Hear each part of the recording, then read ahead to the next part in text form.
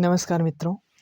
इसकी पिछले वाली वीडियो में हमने थॉर्नडाइक को देखा था। आज देखेंगे पावलोव को। पावलोव ने कौन सा सिद्धांत दिया और किस पर प्रयोग किए, तो स्टार्ट करते हैं। इनका पूरा नाम क्या है? Ivan Petrovich Pavlov. क्या नाम है? Ivan Petrovich Pavlov. और ये कहाँ के मनोवैज्ञानिक हैं? तो रसिया के। कहाँ के? रशिया के मनोवैज्ञानिक हैं। इनको क्या कहा जाता है? शरीर शास्त्री मनोवैज्ञानिक कहा जाता है। आप लोग जानते रहिए, कभी एग्जाम में पूछता है कि इन पावलोव को क्या कहा जाता है, तो शरीर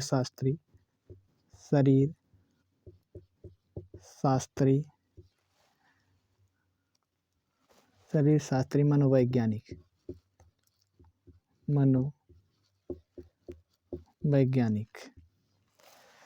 और इन्हीं को अनुबंधन का पिता भी कहा जाता है। अनुबंधन का पिता कहा जाता है। इनको 1904 में पाचन क्रिया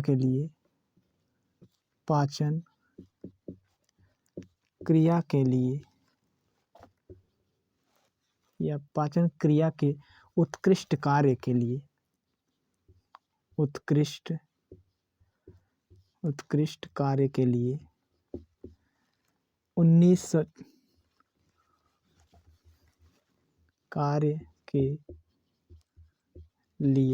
1904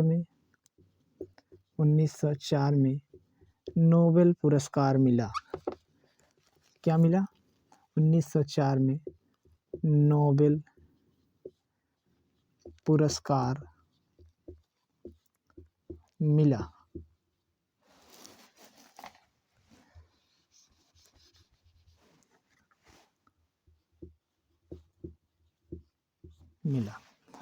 दोस्तों, इन्होंने सिद्धांत कौन सा दिया? तो शास्त्रीय अनुकूलन का सिद्धांत या अनुकूलित प्रत्यावर्तन का सिद्धांत कहा जाता है।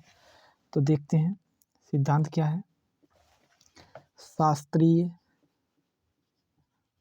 शास्त्रीय अनुकूलन का सिद्धांत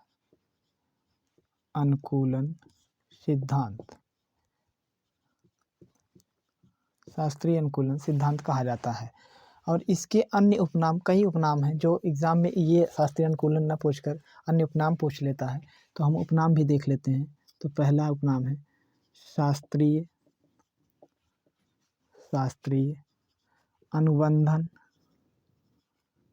अनुबंधन सिद्धांत। शास्त्रीय अनुबंधन सिद्धांत। अगला उपनाम है अनुकूलित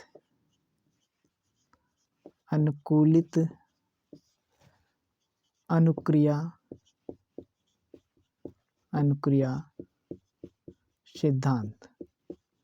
क्या नाम है? अनुकूलित अनुक्रिया सिद्धांत। अगला उपनाम है अनुकूलित प्रत्यावर्तन सिद्धांत।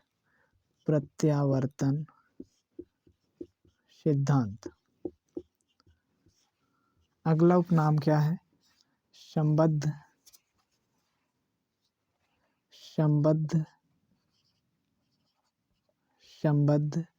अनुक्रिया सिद्धांत।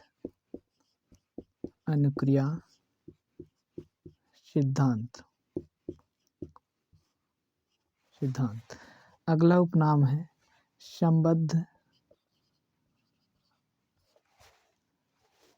यहाँ संबंध कर लीजिए, नहीं है, संबद्ध है।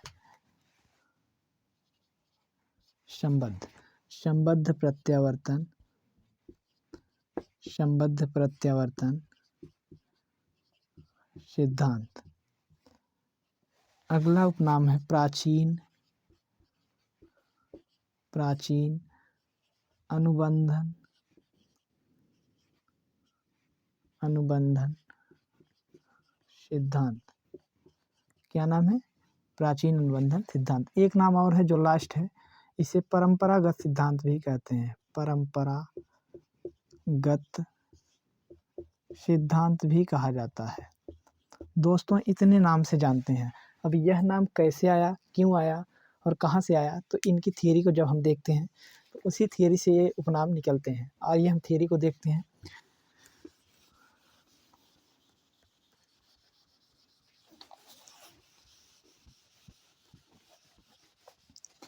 तो इन्होंने प्रयोग किस पर किया? कुत्ते पर। प्रयोग आपसे एग्जाम में पूछता है कि पावलोव ने प्रयोग किस पर किया था, तो कुत्ते पर प्रयोग किया था, कुत्ते पर। और इनके थियरी की 3 स्थितियां बनती हैं। पहली स्थिति देखते हैं, अनुकूलन, अनुकूलन के पहले की स्थिति, अनुकूलन के पहले की स्थिति। तो क्या होती है अनुकूलन के पहले की स्थिति में? इसमें जब भोजन कुत्ते के समक्ष आता है तो कुत्ता क्या करने लगता है? तो लार टपकाने लगता है, अर्थात स्वाभाविक उद्दीपक भोजन है और स्वाभाविक अनुक्रिया क्या है? लार का टपकना। तो इसको देखते हैं, स्वाभाविक, स्वाभाविक उद्दीपक, उद्दीपक भोजन, भोजन। और इसके द्वारा कौन सी अनुक्रिया होती है? स्वाभाविक अनुक्रिया, स्वाभाविक अनुक्रिया। क्या होता है? कुत्ते द्वारा लार का टपकाना, लार का टपकाना। दोस्तों, जब पावलोव प्रयोग करते हैं तो देखते हैं कि उनकी नौकरानी जो है वह जब भोजन लेने जाती है तो उसके पदचाप से, अर्थात पद की आवाज़ से जब कुत्ता सुनता है तो उसके मुंह से लार टपकने लगती है। वह जान जाता है कि नौकरानी भोजन लेने गई है और उसके मुंह से लार टपकने स्टार्ट हो जाते हैं। फिर इसके बाद पावलोव यही प्रयोग करने के लिए क्या करते हैं? अस्वाभाविक उद्दीपक, अस्वाभाविक उद्दीपक प्रस्तुत करते हैं, उद्दीपक प्रस्तुत करते हैं। क्या? घंटी, अर्थात घंटी को बजाते हैं। तब कौन सी अनुक्रिया होती है? अर्थात अस्वाभाविक अनुक्रिया होती है, अस्वाभाविक अनुक्रिया, अस्वाभाविक अनुक्रिया। क्या? कुत्ते द्वारा कान को खड़े करना, कान को खड़े करना, कुत्ते द्वारा कान को खड़े करना। यह पहली स्थिति है दोस्तों। अब मध्य की स्थिति देखते हैं। मध्य की स्थिति से कई नाम निकलते हैं जो आपको उपनाम बताए गए हैं। तो देखते हैं मध्य की स्थिति क्या होती है।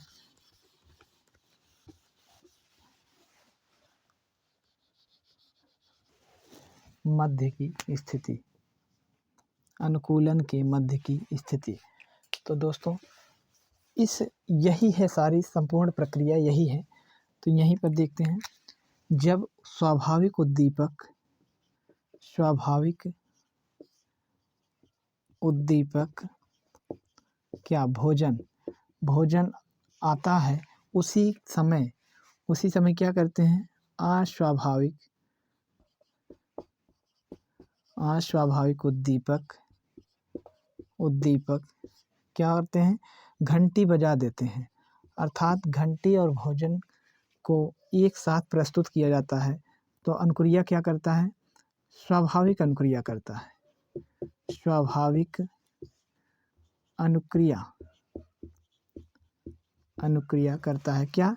लार का टपकाना, लार का टपकाना, लार का टपकाना। और यही प्रक्रिया, यही अनुबंधन बनाने के लिए, भोजन और घंटी के साथ इस लार के टपकने का अनुबंधन बनने के लिए यही स्थिति कई बार दोहराई जाती है। यह स्थिति कई बार दोहराई जाती है, जिससे क्या हो सके कि इस घंटी की आवाज़ के साथ कुत्ते का अनुबंधन बन सके। दोस्तों, यह मध्य की स्थिति थी। अब हम लास्ट की स्थिति देखते हैं क्या होता है।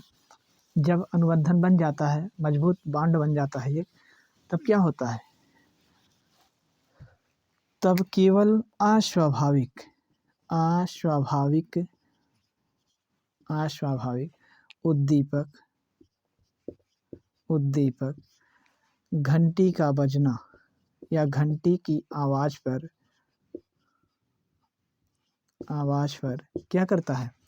कुत्ता स्वाभाविक क्रिया करने लगता है। स्वाभाविक अनुक्रिया क्या करने लगता है?